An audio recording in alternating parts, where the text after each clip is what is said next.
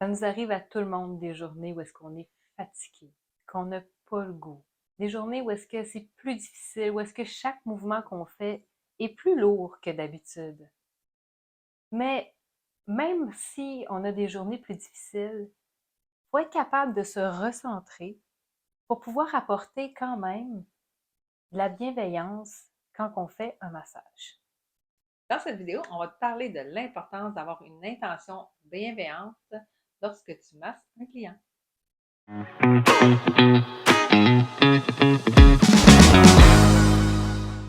Je m'appelle Valérie. Je m'appelle Amélie On est les deux fondatrices de la plateforme de prise de rendez-vous en ligne Massage Massage. et nous, ce qu'on veut, c'est te donner des trucs, des astuces et te faire profiter de notre expérience en massothérapie pour que tu puisses améliorer ta pratique et ton bien-être au quotidien. Moi, je suis pas massothérapeute.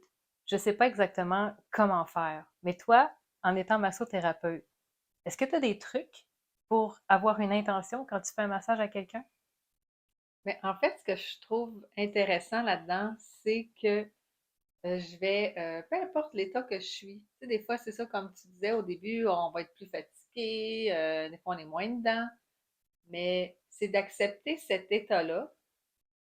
Parfois, ça va aider, et puis ça va être d'essayer de se grounder le plus possible au sol.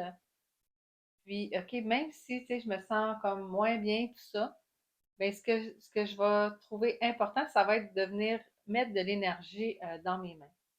Fait que je vais tout emmener l'intention dans mes mains, la partie qui touche mon client. Fait qu'à ce moment-là, tu sais, je sais que je vais apporter quelque chose de positif à la personne. Comment tu fais pour apporter une intention? Tu fais juste quand tu vas mettre tes mains sur le client, tu penses à ce que tu veux faire? Ben, je vais essayer de faire, ça va être d'aller mettre vraiment comme sentir l'énergie dans mes mains. Fait qu'on va sentir un peu comme c'est dur à dire, mais tu sais, comme une épaisseur, comme une sensation autour de mes mains, quelque chose qui va venir envelopper mes mains. Une genre de pression? Ouais, comme une genre de pression. Puis là, je vais comme aller voir mon client, puis tu sais, je vais pouvoir masser avec cette intention-là. Je sais pas si c'est clair.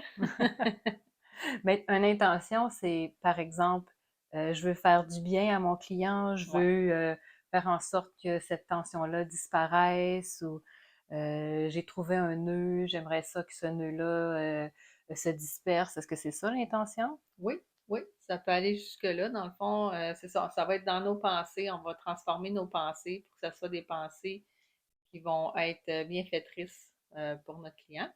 Puis c'est sûr que c'est des choses qui vont quand même venir du cœur. Ouais, c'est ça. Ouais, c'est ça, j'ai oublié de dire tout à l'heure. Tu sais, ça vient du cœur, c'est un sentiment.